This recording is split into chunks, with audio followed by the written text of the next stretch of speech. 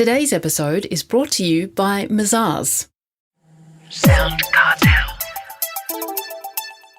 Most people suffer from insecurity, to varying degrees, of course. But when it stops you from moving forward, it needs to be managed. The good news is that insecurity is just your own opinion, which you can actually change. But how? From SoundCartel, I'm Nicole Goodman, and this is Business Essentials Daily.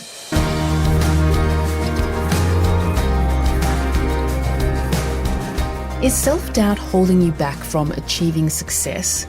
For many people, insecurity is such a huge problem that it can cripple their relationships, their work, their finances, and ultimately their health. Is there a way to overcome insecurity? Yes, there most certainly is, says business coach Jaemin Frazer. And he'd know. He's founder of the Insecurity Project and author of Unhindered, the 7 essential practices for overcoming insecurity. So what are those 7 essentials? Jaemin goes through each one shortly. First, a definition. Chris Ashmore asks Jaemin, what is insecurity exactly? Insecurity is the fear of being found out as somehow inadequate. That is insecurity. If I show up as myself, unguarded, then you will see who I really am and you will see that I am not good enough. That is the insecurity fear. And what does it have on performance, particularly for a business owner, insecurity? Yeah, it can show up a number of ways. First of all, shows up as a lack of certainty. So when you're in business, your certainty as a business owner gives your clients permission to be certain as well. It also shows up as an inability to accurately value your products and services. So I think people undervalue themselves when they're insecure. It shows up as a lack of motivation. So it can show up as procrastination or avoidance, or you're just not having maximum energy to do your thing. So again, you're kind of pulling back from the edge. It can show up as inefficiencies within your business. So things seem to take a lot of time. It slows down production. Meetings take forever, problems take forever. Just the overall performance, your capacity to be at your best where it matters most is compromised if you have unresolved insecurity about whether or not you're good enough. Is age a factor? Do people tend to be more insecure the younger they are, and as they get older, they get over these insecurities, or is that not the thing at all? Well, I think we are all insecure. It's a universal challenge, a universal fear. I think when we're in our younger years, sometimes that insecurity can be useful.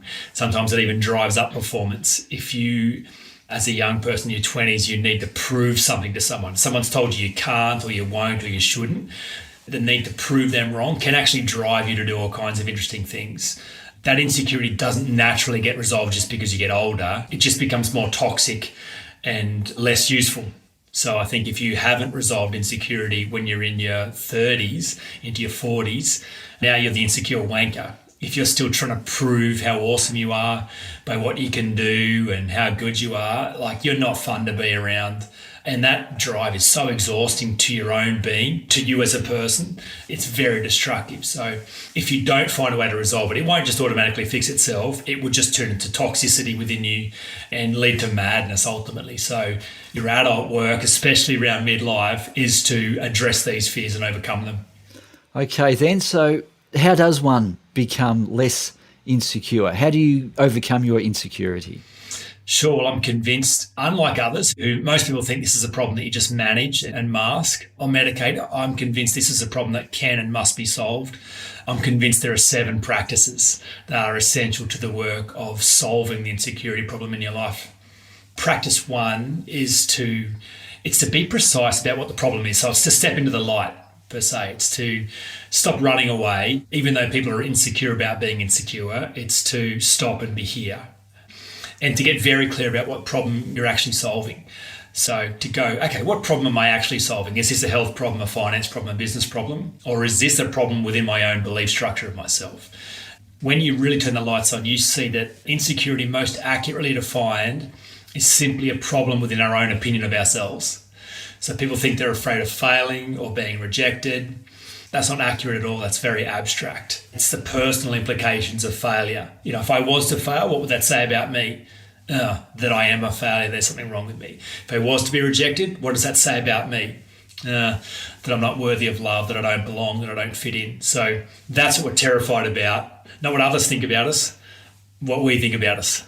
So when you can understand that the problem is simply your own opinion of yourself, it's breathtaking, because it means you then understand exactly what you're dealing with. That's the only way into this process. And opinion is the lowest form of knowing anything. So I'm sure we've all changed all kinds of opinions throughout our life. It kind of gives people hope that this also could be changed. Maybe my opinion is wrong. Typically, these opinions are formed when we're very young and have just never been reviewed. Then you can get to the work of resolving it. So that's practice 1. Practice 2 is to take 100% responsibility for your own opinion.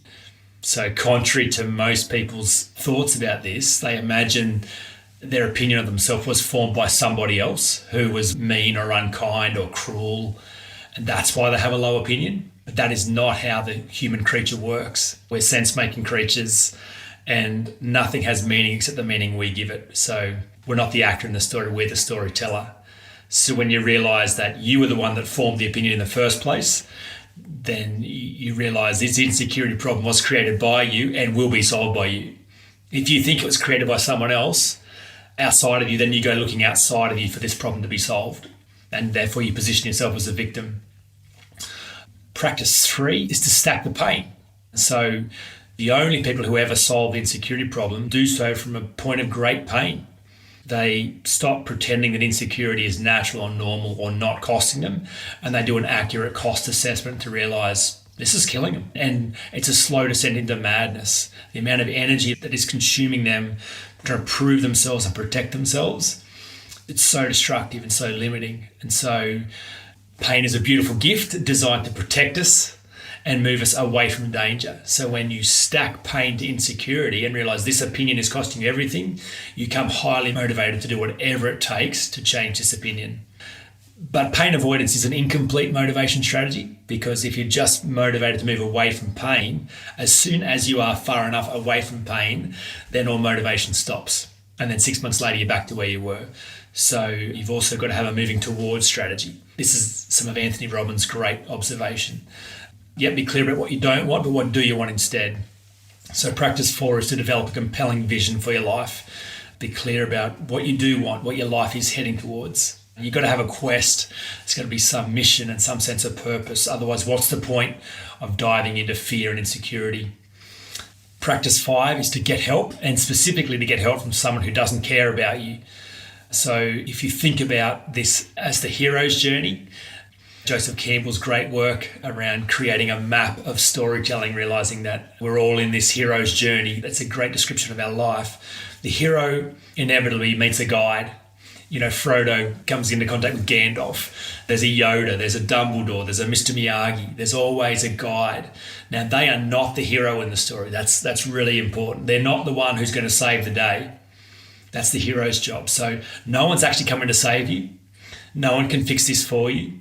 If someone could have already fixed this for you, then they already would have. Practice 6 then is to go be the hero. Eventually, Frodo's still got to go destroy the ring and Gandalf's not there. Eventually, you will have to go face this monster you've created. You will have to answer the question, who are you? Are you good enough or are you not? And as with every hero, you either die or you come out the other side reborn. So if it turns out this opinion you formed of yourself is true and you are worthless and you are terrible, you are no good, and you discover that's actually true, you will not recover from that. Now, of course, everyone knows it's not true, except you. You're the only one who still thinks it's true. So the only way to find out is to go face that monster and to kind of examine this storytelling, this opinion forming that you've done your whole life, which terrifies you. However, at some point, you've got to go look. And it's in the looking that you discover it's just all a work of fiction. You've created an opinion as a 4-year-old and you've just never reviewed that. It's become true. It's become concrete. But it's just the opinion of a 4-year-old. Of course you're enough. You've always been enough.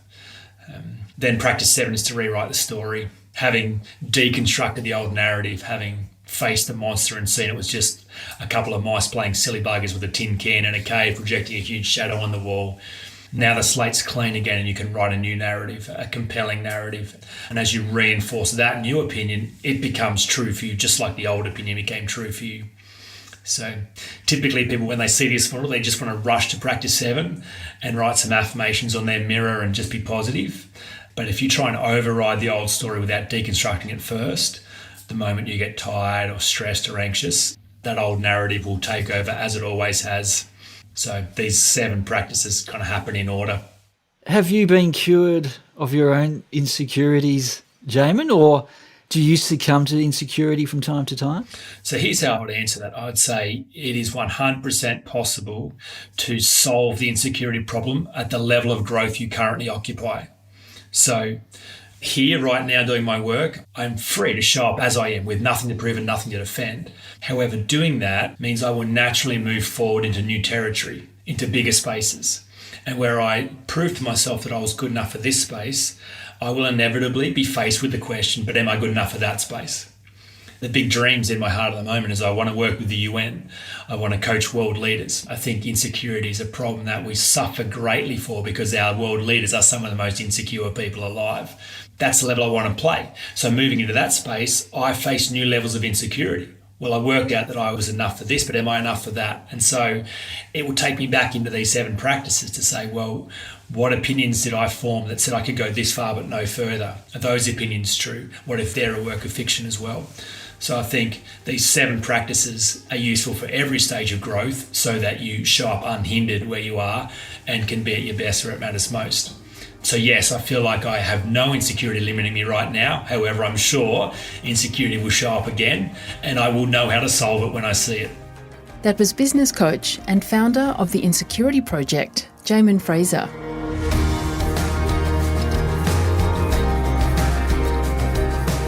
Business Essentials Daily is a SoundCartel podcast. Executive producer is Heather Dawson.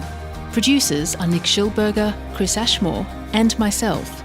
Technical production by Pete Letts and Belinda Trimboli. I'm Nicole Goodman. Thanks for listening. We'll bring you more Be Daily next week. SoundCartel. This episode was brought to you by Mazars. To find out more, visit mazars.com.au. That's mazars.com.au.